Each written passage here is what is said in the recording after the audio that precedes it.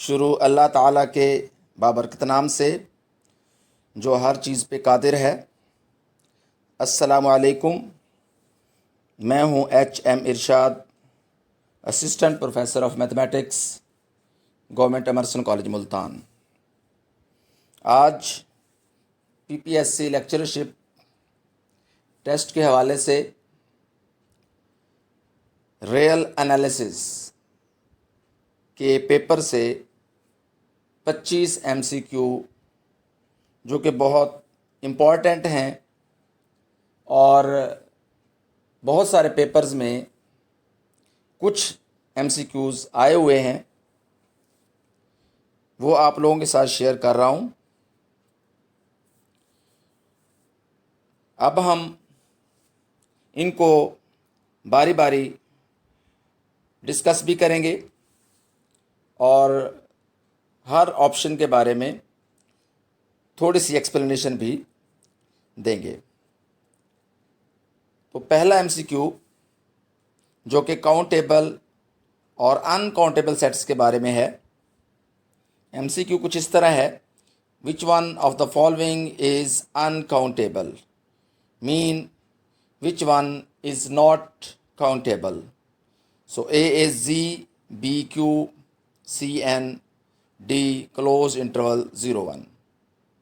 जहन में रखिए, रियल नंबर्स का सेट और रियल नंबर्स के सेट में अगर कोई भी इंटरवल किसी भी शक्ल में हो, वो सेमी ओपन हो, क्लोज्ड हो, सेमी क्लोज्ड हो, अनबाउंडेड हो, बाउंडेड हो, किसी भी सूरत में याद रखिए, और इर्रेशनल नंबर्स का सेट, ये अनकाउंटेबल होते हैं। तो हमने ऑप्शंस में नज़र दौड़ानी है कि इनमें से कौन सी वैल्यू ऑप्शन में नज़र आ रही है। तो D जो है चूँकि एक इंटरवल की शक्ल में है, लिहाजा D option will be the correct answer. Number 2, which one of the following is dense in R। Real numbers के सेट में आपने बताना है कि कौन सा सेट जो है वो डेंस होता है।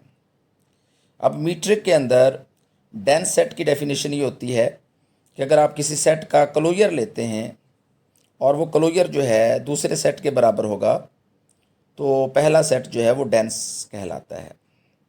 अब यहाँ हमने पढ़ा हुआ है कि Q का क्लोजर जो है वो R के इक्वल होता है, means Q is dense in R। तो A ऑप्शन जो है वो इस डेंस की जो रिज़ल्ट है उस पर पूरा उतर है, लिहाजा A जो है वो करेक्ट आंसर होगा। Question number 3, which one of the following is complete with respect to usual metric. अब देखो, जो कंप्लीट सेट की डेफिनेशन है उसको 2-3 वे से आप डिस्कस कर सकते हैं। सीक्वेंस की शक्ल में भी है और सेट की शक्ल में भी है। तो R जो है, जो सेट ऑफ रियल नंबर्स है, ये एक कंप्लीट सेट है यूजुअल मीट्रिक में। इसके अंदर हर कॉशी सीक्वेंस जो है वो बाउंडेड होती है मीट्रिक की सेंस में। अगर आप सेट्स में सुप्रीमम और इन्फीमम की बात करेंगे तो रियल नंबर्स में हर बाउंडेड अबव और बाउंडेड बिलो सेट जो है उनकी सुप्रीमम्स और इन्फीमम्स एग्जिस्ट करती हैं। तो इस सेंस में भी R को कंप्लीट बोला जाता है। Question number 4, least upper bound of a set if exists is infinite, only two, unique, always, in fraction. Least upper bound को हम सुप्रीमम भी कहते हैं, और याद रखिए जो सुप्रीमम है अगर किसी भी सेट की एग्जिस्ट करेगी that will B only one, you can say it will be unique. So option C is correct. Question number 5, the greatest lower bound of a set always belongs to set, not belongs to the set, may or may not belongs to set, none of these. देखिए, greatest lower bound जिसको हम infimum भी कहते हैं, इसके बारे में 2 चीज़ें याद रखिए। अगर ये एग्जिस्ट करे तो यूनिक होगी। दूसरी बात, ये सेट में हो भी सकती है और नहीं भी हो सकती। तो infimum of a set or greatest lower bound may or may not be the member of given set. So here C is the correct option. Question number 6. A convergent sequence converges to, देखिए ये भी limit से ही relate करता है question, कि जब भी limit exist करेगी, सुप्रीमम एग्जिस्ट करेगी, इन्फीमम एग्जिस्ट करेगी, ये हमेशा यूनिक होती हैं। तो सीक्वेंस जो है कभी भी दो लिमिट्स को कन्वर्ज नहीं करती, बहुत सारी लिमिट्स को कन्वर्ज नहीं करती। लिमिट्स की बात जब भी आएगी, सीक्वेंस में हो, फंक्शंस में हो, तो ये हमेशा यूनिक होती है। तो सी जो है इसमें भी करेक्ट आंसर होगा। नेक्स्ट, मॉडुलस फंक्शन हमें दिया हुआ है सम की शक्ल में, और मॉडुलस के बारे में हमें मालूम है कि अगर अकेला हो तो ये ज़ीरो पे डिफरेंशिएबल नहीं होता, और बाकी तमाम रियल नंबर्स पे ये कंटिन्यूस होता है। तो जिन पॉइंट्स पर इसकी वैल्यू ज़ीरो होगी, तो पहले में x ज़ीरो है, दूसरे में अगर x-1 को ज़ीरो रखेंगे तो 1 आ जाएगा। तो ये जो फंक्शन है ये ज़ीरो पर और 1 पर ये डिफरेंशिएबल नहीं है, और बाकी तमाम पर ये डिफरेंशिएबल भी होगा, कंटिन्यूस भी होगा। तो इसमें अगर हम ऑप्शंस को और से देखते हैं तो बी ऑप्शन जो है वो हमें बता रहा है कि ये 0, 1 पर कंटिन्यूस है, लेकिन इन पर डिफरेंशिएबल नहीं है। क्वेश्चन नंबर 8, ये एक ज्योमेट्रिक सीरीज़ जो है उसकी कन्वर्जेंस के जो इंटरवल है उसके बारे में इंफॉर्मेशन है, और हमने पढ़ा हुआ है कि अगर कोई ज्योमेट्रिक सीरीज़ कन्वर्ज करती है तो उसका जो इंटरवल होता है उसकी वैल्यूज़ x की मॉडुलस जो है उसकी वैल्यू लेस देन 1 होती है। यानी अगर आप उसको एक्सपेंड करते हैं तो -1 और 1 के ओपन इंटरवल में ये सीरीज़ कन्वर्ज करेगी। वंस अगेन, -1 और 1 के ओपन इंटरवल में गिवन सीरीज़ जो है ये ज्योमेट्रिक ये कन्वर्ज करती है। तो बी ऑप्शन जो है वो -1 और 1 के ओपन इंटरवल को जाहिर कर रहा है। क्वेश्चन नंबर 9 जो है ये बेसिकली डेफिनेशन है किसी भी सेट की सुप्रीमम की, और सुप्रीमम को हम कैसे पढ़ते हैं? For every epsilon greater than 0 there exist some y such that alpha minus epsilon is less than some y while alpha is greater than or equal to some या all elements of set E।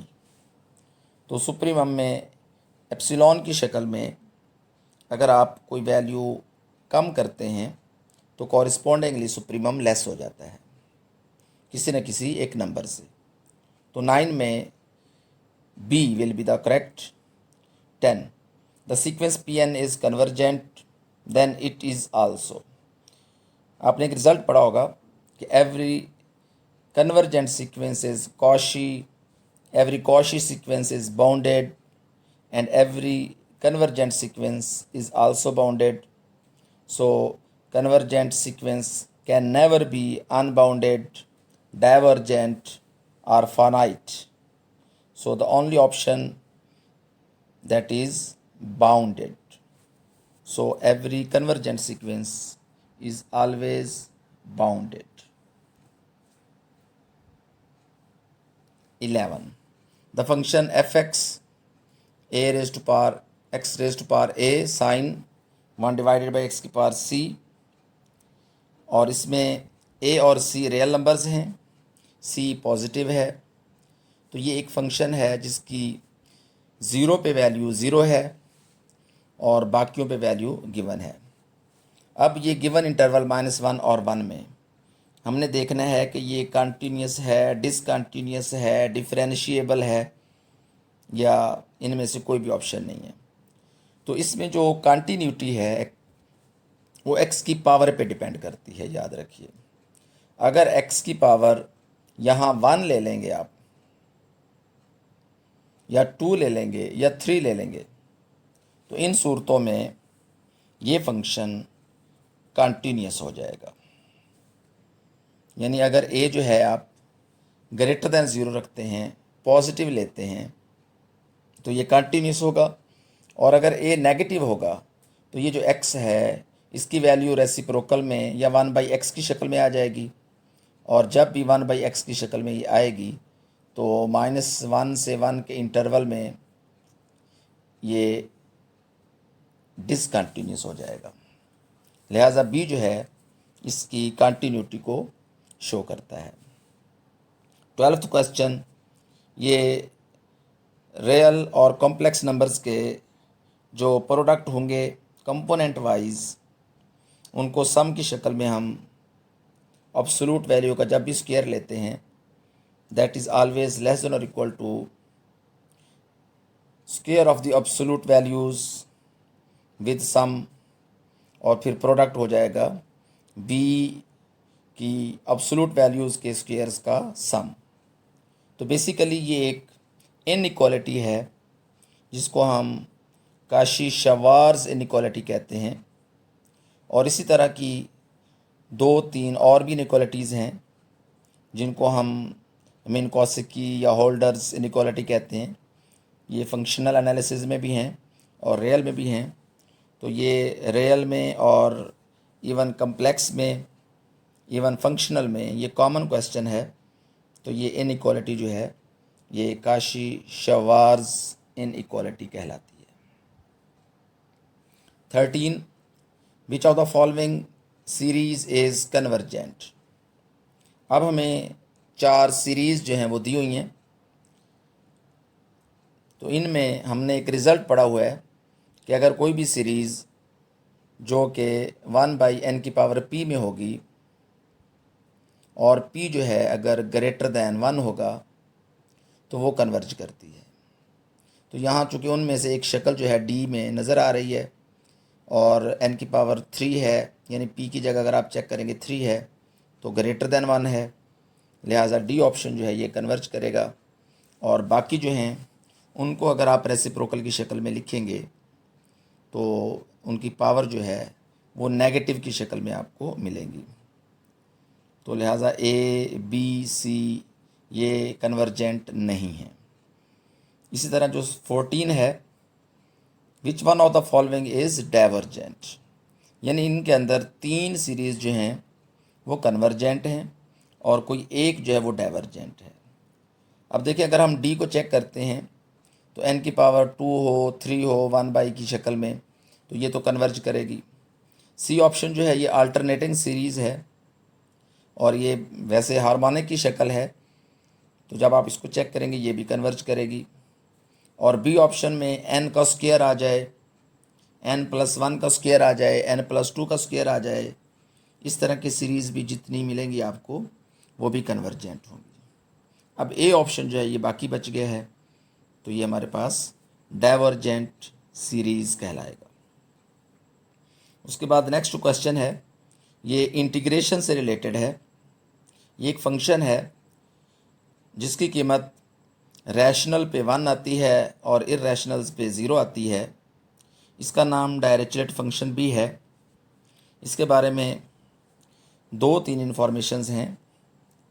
एक information तो ये है कि याद रखिए ये 0 पे कंटिन्यूस नहीं है। इवन अगर आप किसी और नंबर पे भी चेक करेंगे तो ये कंटिन्यूस नहीं होगा, ये बाउंडेड है। कंटिन्यूस नहीं है, बाउंडेड है। तीसरी बात, ये इंटीग्रेबल भी नहीं है। तो 0 और 1 में अगर आप इन ऑप्शंस को देखेंगे तो 3 बातें मैंने बताई हैं कि बाउंडेड है। अब हर बाउंडेड ज़रूरी नहीं इंटीग्रेबल हो, कंटिन्यूस नहीं है, जबकि ये इंटीग्रेबल भी नहीं होगा। तो डायरेचलेट फंक्शन बी की शक्ल में इसका आंसर जो है वो सही होगा। नेक्स्ट हमारे पास सुप्रीमम, अगर 2 फंक्शंस के आप लेते हैं और उनको सम अप करके आप सुप्रीमम लेंगे या अलग से सुप्रीमम से लेकर उनको सम करेंगे तो उनमें एक रिलेशन है जो कि सुप्रीमम की भी है और इन्फीमम में भी है। तो यहाँ एक ऑप्शन जो है सुप्रीमम का हमने डिस्कस किया है, इन्फीमम का इसी तरह उलट इनइक्वालिटी हो जाएगी। तो बी जो है ये करेक्ट आंसर है।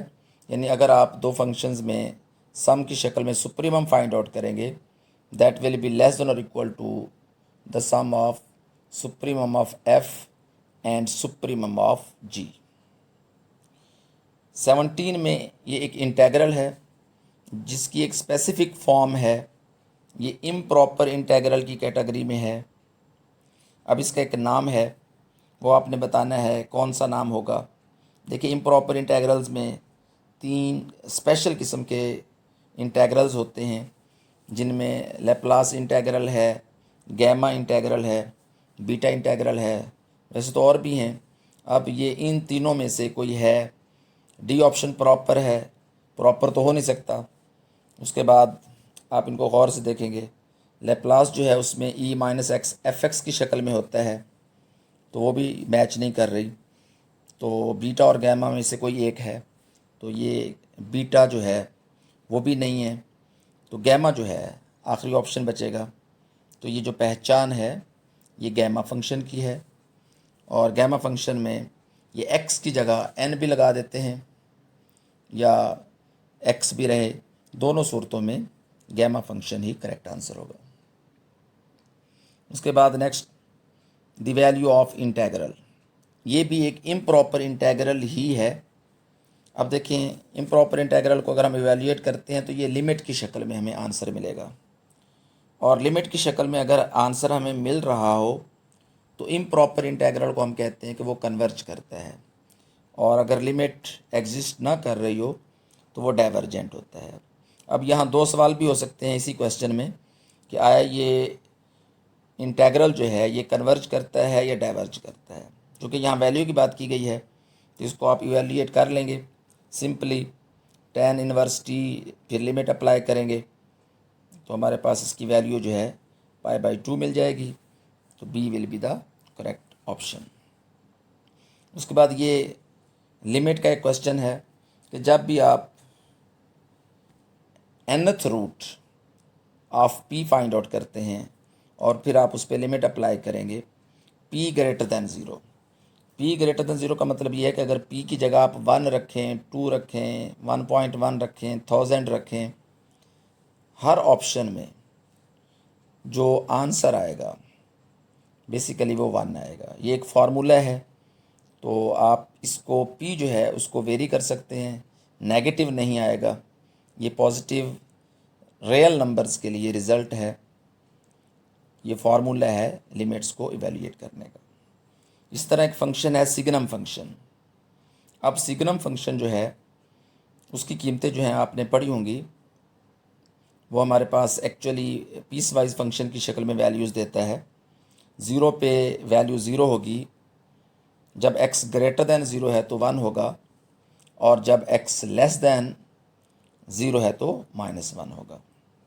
तो ये फंक्शन जो है ये हो सकता है किसी पॉइंट पर कंटिन्यूस ना हो, बाकियों पे कंटिन्यूस हो, तो वो हमने चेक करना है कि क्या ये 0 पे कंटिन्यूस है, क्या ये हर रियल नंबर पे कंटिन्यूस होगा या सिर्फ नॉन ज़ीरो रियल नंबर्स पे कंटिन्यूस होगा, या इनमें कोई भी ऑप्शन नहीं। तो इसमें 0 पे सिग्नम फंक्शन पे जब आप लेफ़्ट हैंड लिमिट लेंगे तो वैल्यू और आती है, राइट हैंड लिमिट लेंगे तो और आती है। लिहाजा दोनों सूरतों में लिमिट इसकी एग्जिस्ट नहीं करेगी। जब लिमिट एग्जिस्ट नहीं करती तो ये कंटिन्यूस भी नहीं होगा। लिहाजा 0 पे ये कंटिन्यूस नहीं है, बाकी 0 के अलावा हर रियल नंबर पे ये कंटिन्यूस है। C option will be the correct. उसके बाद मॉडुलस फंक्शन, इसकी डिफरेंशिएबिलिटी के बारे में इम्पॉर्टेंट इन्फॉर्मेशन है कि ये 0 पे डिफरेंशिएबल नहीं होता और बाकी हर नॉन ज़ीरो रियल नंबर पे ये डिफरेंशिएबल होगा, जबकि ये हर रियल नंबर पे कंटिन्यूस होता है। यानी बेसिकली ये एक थ्योरम है, उसका कन्वर्स है कि हर डिफरेंशिएबल फंक्शन हमेशा कंटिन्यूस होगा, लेकिन ज़रूरी नहीं कि हर कंटिन्यूस फंक्शन भी डिफरेंशिएबल हो। तो ये मॉडुलस फंक्शन हर रियल नंबर पे कंटिन्यूस है, लेकिन ये ज़ीरो पे डिफरेंशिएबल नहीं है। 22 जो है, कोई अगर बाउंडेड बिलो सबसेट है आर में, तो उसकी इन्फीमम और माइनस सुप्रीमम में रिलेशन है। तो याद रखिए, जब आप सुप्रीमम जो है उसको माइनस से मल्टीप्लाई कर देते हैं तो यूँ समझ लें वो इन्फीमम की शक्ल में चेंज हो जाएगी। तो यहाँ जो है सुप्रीमम ऑफ माइनस ई जो है उसको अगर हम नेगेटिव से मल्टीप्लाई करेंगे, यानी माइनस से मल्टीप्लाई करेंगे, तो वो जो है इन्फीमम ऑफ ई मिल जाएगा हमें। तो बी जो है इस सूरत में सही जवाब होगा। उसके बाद ये एक सेट दिया हुआ है 1 - 1/n। इस सेट की सुप्रीमम क्या होगी? देखिए, सुप्रीमम अगर हमने फाइंड आउट करनी है, सेट है, रियल नंबर्स का सेट है, आर में है, तो पहले तो हम देख लें ये बाउंडेड है कि नहीं, या बाउंडेड अबव है। सुप्रीमम के लिए बाउंडेड अबव होना ज़रूरी है। तो अब इसकी जो वैल्यूज़ हैं उनको अगर आप गौर से देखेंगे, एन वेरी करते जाएंगे, तो जैसे ही एन इन्फिनिटी को अप्रोच करेगा तो ये वैल्यू 1/n ज़ीरो हो जाएगी। तो इसकी वैल्यू जो है 1 - 0 नियर टू 1 हो जाएगी। तो इसकी जो सुप्रीमम है यूँ समझ लें 1 हो जाएगी। तो इस केस में सी जो है करेक्ट आंसर होगा। उसके बाद which one sequence is convergent. अब ऊपर सेट की बात हो रही थी, यहाँ सीक्वेंस की बात हो रही है। अब कन्वर्जेंट के लिए एक ये भी तरीका होता है कि हम उस सीक्वेंस की डायरेक्ट लिमिट फाइंड आउट कर लें।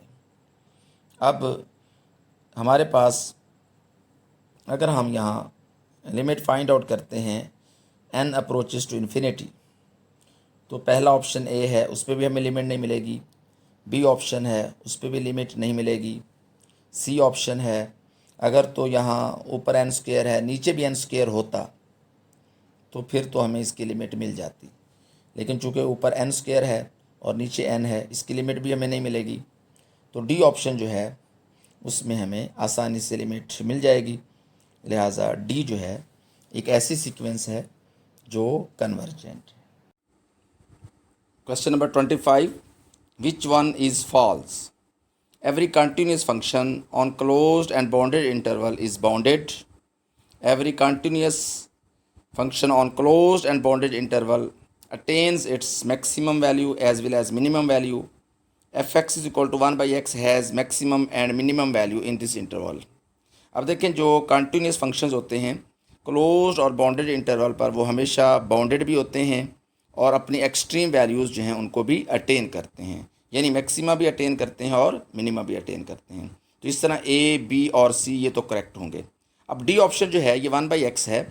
अब इस इंटरवल में इस फंक्शन की ना मैक्सिमम वैल्यू हमें मिलती है और ना ही मिनिमम मिलती है, जबकि हमने कहा कि इसकी वैल्यू मैक्सिमम भी है और मिनिमम भी है। तो डी ऑप्शन जो है ये फॉल्स है और ए, बी, सी जो हैं ये करेक्ट हैं। तो यहाँ डी जो है that will be our required answer.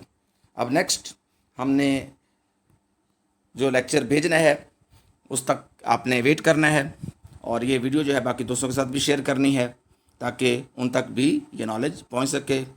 अल्लाह हाफिज़।